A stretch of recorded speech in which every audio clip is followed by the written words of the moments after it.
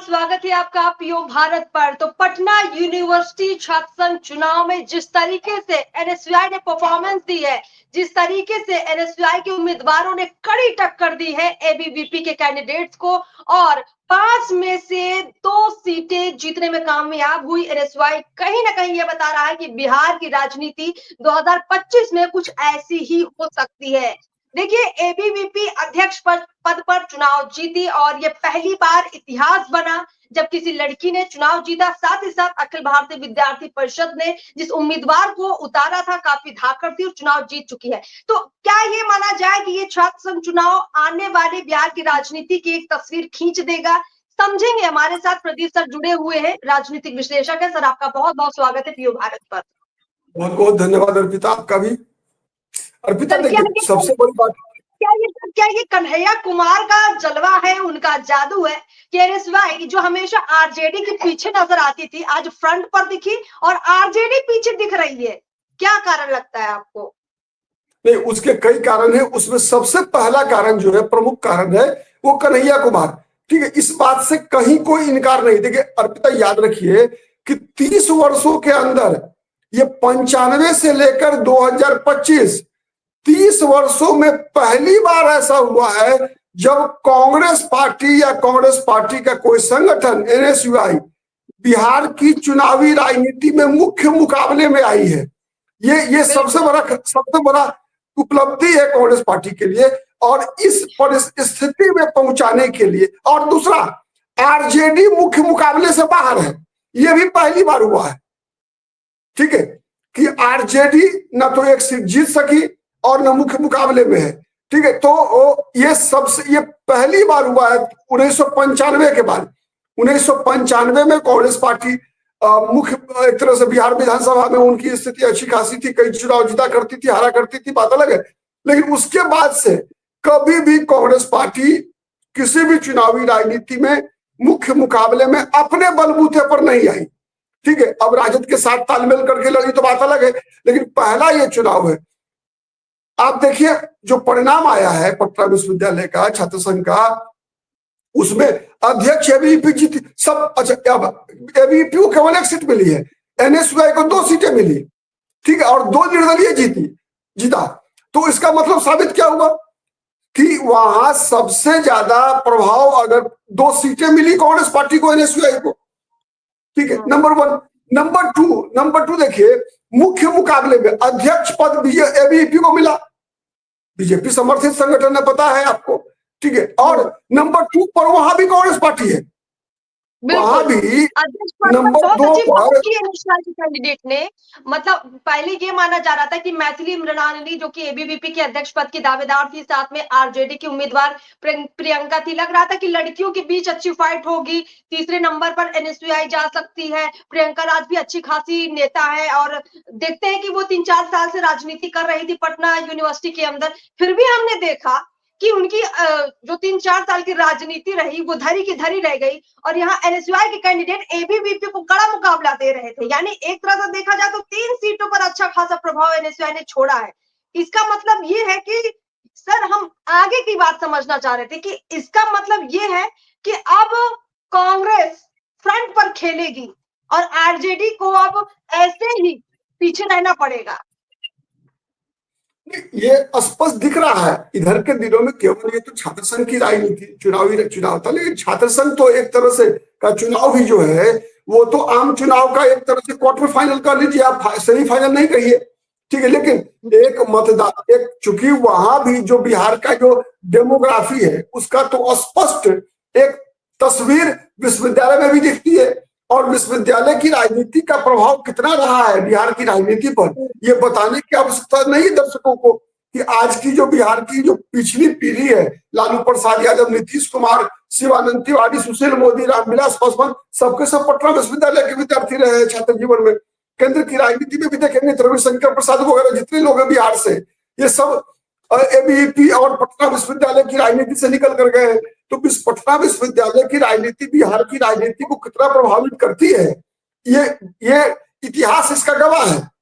ठीक है, लालू प्रसाद यादव से पहले जाएंगी तो रामजतन सिन्हा वगैरह जो भी इससे पिछले मैंने जो वरिष्ठ नेता रहे हैं बिहार में कांग्रेस पार्टी के, वे सबके सब पटना विश्वविद्यालय के प्रोडक्ट रहे हैं। अश्विनी चौबे जो पूर्व में केंद्रीय मंत्री थे, पटना विश्वविद्यालय छात्र संघ के अध्यक्ष रहे हैं।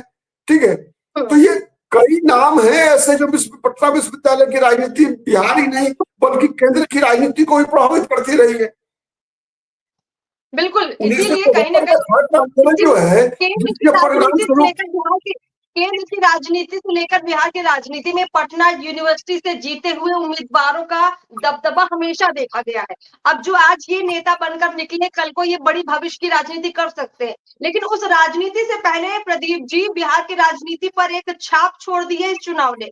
और हम लगातार देख रहे हैं कि पिछले 1-1.5 महीने से कन्हैया कुमार ने जो धारा पकड़ी है, कांग्रेस में राहुल गांधी ने जो एक अलग स्टैंड लेना शुरू कर दिया है, और आरजेडी के लिए जो मुश्किलें दिखाई पड़ रही हैं, हम ये समझना चाह रहे थे कि आपको क्या लग रहा है, क्या अब आरजेडी इस चुनाव में एकदम कह सकते हैं कि ऐसी स्थिति में पहुंच जाएगी जहां उसके लिए पिछला वाला जो रिकॉर्ड है उसके पार तो छोड़िए, उसके आगे पहुंचना भी मुश्किल हो जाएगा?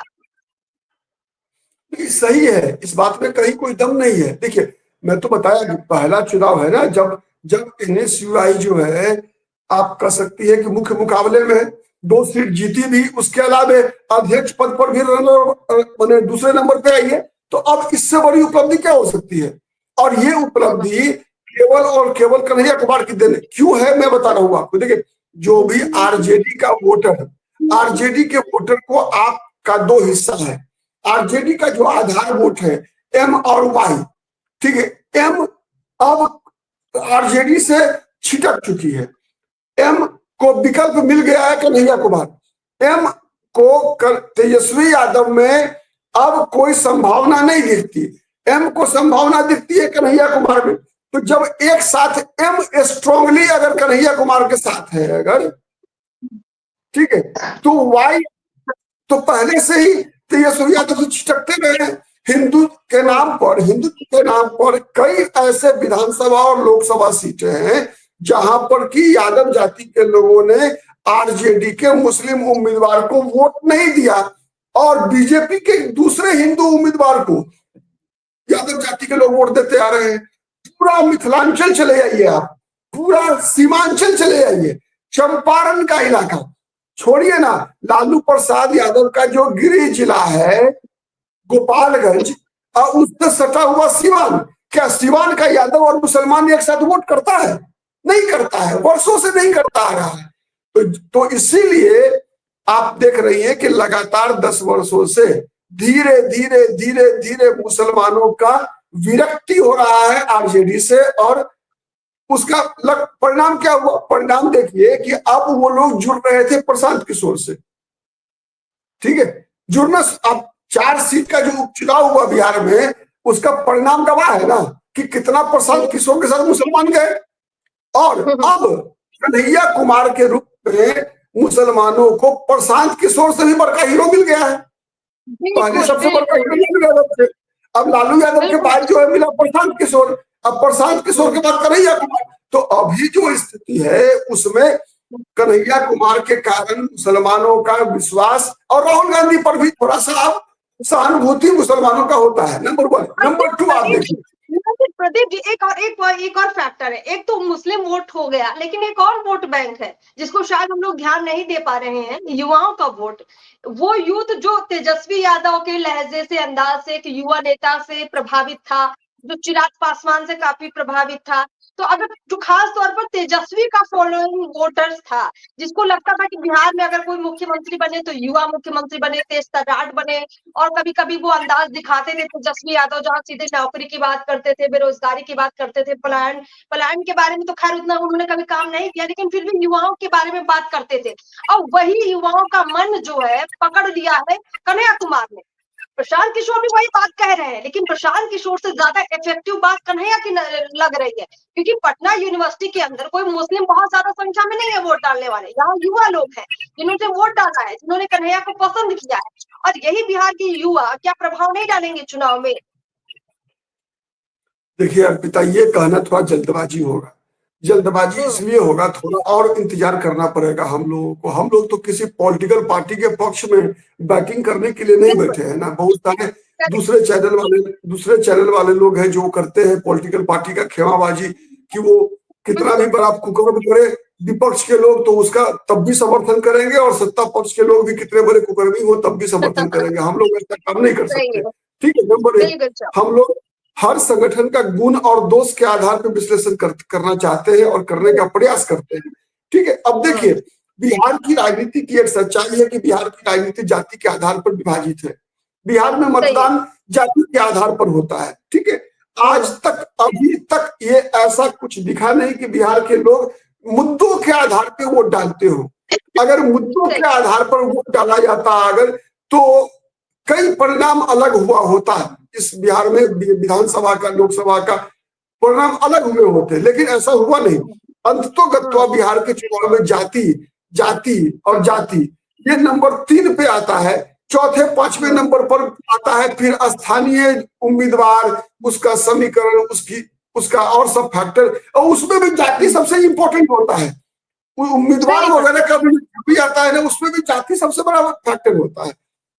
तो ये सच्चाई है। ठीक है, इसीलिए अभी ये कहना कि ये वोट युवाओं का है, नहीं है। दूसरा मैं बता रहा हूँ है किसका, वो मैं बता रहा हूँ। देखिए, मुसलमान तो छिटके आरजेडी से, ये केवल पटना विश्वविद्यालय में आपके पास शायद सूचना है परफेक्ट की नहीं, मुस्लिम छात्रों की संख्या पटना विश्वविद्यालय में भी लगभग 17 से 18% है। ठीक है, तो जो बिहार की बड़ी आबादी है, जितनी आबादी बिहार का है उतना हिस्सा लगभग पटना विश्वविद्यालय में भी है अर्पिता, इसीलिए उसमें कहीं पुस्तक नहीं। और चुनाव में प्रभावित वो करते हैं ज्यादा, चूंकि आप देखेंगे कई मुस्लिम छात्रों का जो छात्रावास है, जो हॉस्टल है, वो विश्वविद्यालय कैंपस में है। और विश्वविद्यालय कैंपस में जिस समुदाय का हॉस्टल होता है ना, जिस हॉस्टल पर जिस समुदाय की पकड़ है, ठीक है, उसका प्रभाव ज्यादा पड़ता है। मैं बता रहा हूँ बात। अच्छा, चलिए सर, प्रदीप जी आपने बहुत करेक्ट बात समझा दी है, जो शायद वहाँ की राजनीति तक मेरी उतनी पहुंच नहीं है या मेरी उतनी पकड़ नहीं है, जितना आपने छात्र संघ चुनावों को देखा है, परखा है, समझा है। और आपने ये बड़ी अच्छी बात कही कि जो हॉस्टल वाली पॉलिटिक्स है और वहाँ जो अल्पसंख्यक छात्रों की संख्या है, वो सीधे माहौल बनाने का काम कर गए इस बार कन्हैया कुमार के लिए। और इसीलिए शायद पटना यूनिवर्सिटी का ये रिजल्ट देखने को मिला है, और बिहार की राजनीति में भी आगे ये तस्वीर बहुत ज्यादा देखने को मिल सकती है। प्रदीप जी, चर्चा काफी लंबी हो चुकी है, अन्य मुद्दों पर भी आपसे खास बातचीत करेंगे। बहुत बहुत शुक्रिया आपका हमारे साथ जुड़ने के लिए, बहुत बहुत शुक्रिया।